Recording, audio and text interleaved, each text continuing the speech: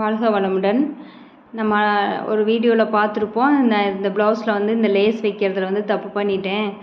அந்த யூ ஷேப்புக்கு வரும்போது கொஞ்சம் எக்ஸ்ட்ரா நான் வந்து கொஞ்சம் லூஸ் விட்டு நான் தைச்சிருக்கணும். அப்படி தைக்காதனால என்னால் வந்து அந்த இடத்துல பண்ண முடியல அப்படின்னு சொல்லி நான் உங்களுக்கு சொல்லியிருப்பேன். அதனால் நான் அந்த இடத்த பிரித்து விட்டு நடுவில் மட்டும் கட் பண்ணி நான் டிசைனாக மாற்றிக்கிட்டேன். ஆக்சுவலாக இதில் தனியாக ஒரு பீஸ் தான் நான் கீழே அட்டாச் பண்ணியிருக்கேன். நான் மேலேருந்து அது எஸ் மாதிரி கொண்டு வந்திருக்கணும்.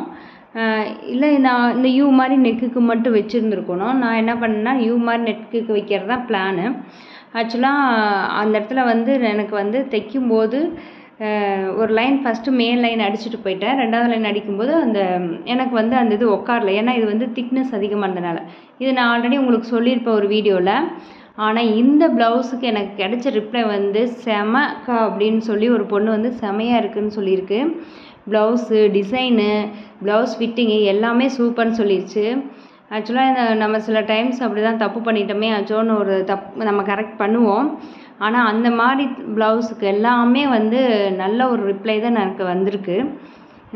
நமக்கு வந்து நீங்கள் வந்து எதுக்குமே வந்து டென்ஷன் ஆகாதீங்க. தப்பு பண்ணாலும் அதுலேருந்து நீங்கள் ஒரு விஷயத்தை கற்றுக்குவீங்க. அது உங்களுக்கு ஒரு புது எக்ஸ்பீரியன்ஸாக இருக்கும். தேங்க்யூ ஃபார் வாட்சிங் திஸ் சேனல்.